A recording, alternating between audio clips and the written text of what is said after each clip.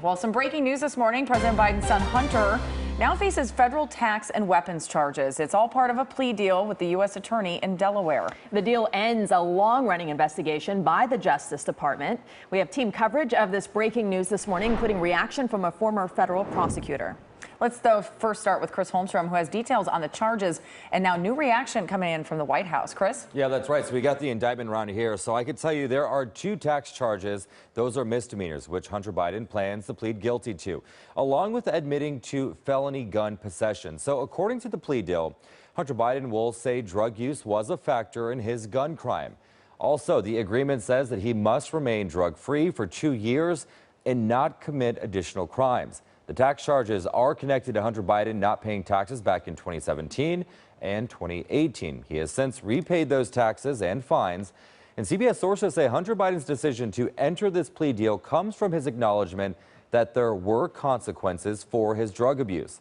The investigation was led by Delaware U.S. Attorney David Weiss.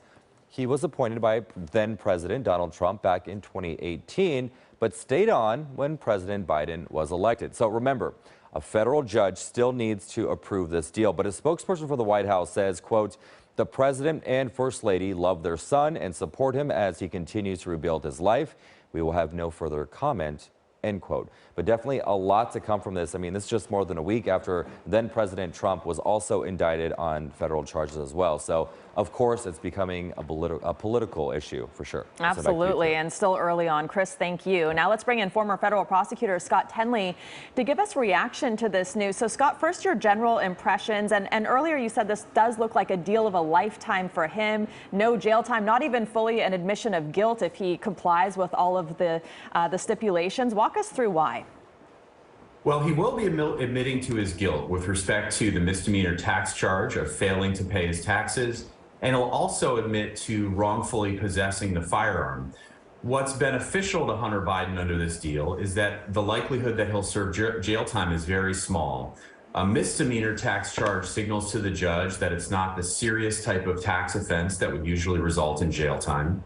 And on the firearm charge, he's been given a diversion agreement, which means you admit to the conduct, but if you stay out of trouble and you comply with other conditions set by the court, in this case, a drug condition, that the charge will go away after that period of time. So he won't even walk away with a felony on his record, and he gets to put all of this behind him.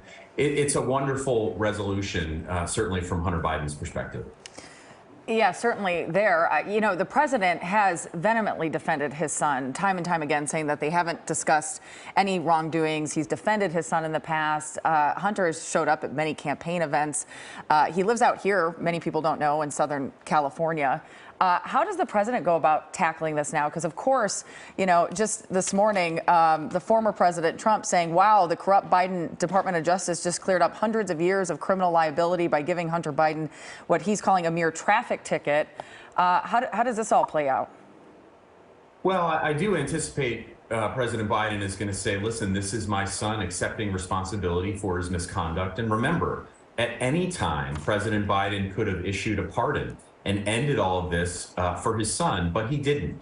He let the justice system play out. And that not only included denying the pardon or refusing to issue the pardon, but it also, he kept in place the Trump-appointed prosecutor who is overseeing the investigation, who's a Republican. So there wouldn't be an accusation that he was putting his own person in place to quash the investigation. So what we know is that there's been a lengthy investigation that played out, and these are the charges that the independent U.S. attorney felt were appropriate.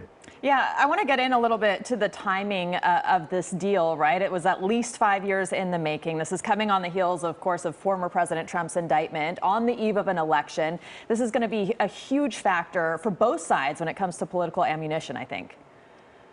Well, the gun charge involves a firearm possession that happened in October of 2018. That would have passed the statute of limitations this October. In other words, it had to be charged by October, or there would be no charges that could have flown from it.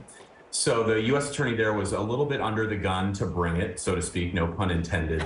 And I doubt there was any coordination or communication between the special counsel's office investigating President Trump and the U.S. attorney in Delaware. So more likely that both of these investigations ran their course those prosecutors independently determined charges were appropriate and brought the charges. It just so happens that they're coming out about the same time. Depending where you are on the political side of things, a lot of Republicans saying that the Department of Justice has been politicized and weaponized, that there's a broader scope here, that there's, international repercussions on some of his business dealings and things. I did ask you earlier if this means that those are cleared up. There seems to be some contradiction. I'm just reading this morning from the Delaware U.S. Attorney. He's saying, his office, saying the investigation is ongoing, versus what Hunter Biden's attorney has released in a statement this morning as well, saying it is my understanding that the 5-year investigation into Hunter is resolved. So it looks like here we may not know if there are other potential cases going to be impacted by this. Yeah, sitting here today, I'm as confused as you are, Jamie. We really don't know what's going on behind the scenes. What we do know is that there is always a statute of limitations ticking away, so at some point charges can't be brought. But on the weaponization point, I think the thing to keep in mind is that in a lot of ways, a failure to pay taxes for 2 years by Hunter Biden, for most people, that's not an offense that results in a federal criminal plea, even to a misdemeanor. That's typically handled civilly through fines and penalties. Hunter Biden here is also going to enter a misdemeanor plea, which exposes him to potential jail time, even if none results. I mean, there's certainly an argument that this is being handled more harshly than perhaps Joe Citizen would be handled because he's Hunter Biden. But at the end of the day, you're going to have these complaints no matter what happens. Hunter Biden did pay those taxes back eventually as well. Scott, Correct. Thank you. Appreciate you being with us. Great to see you.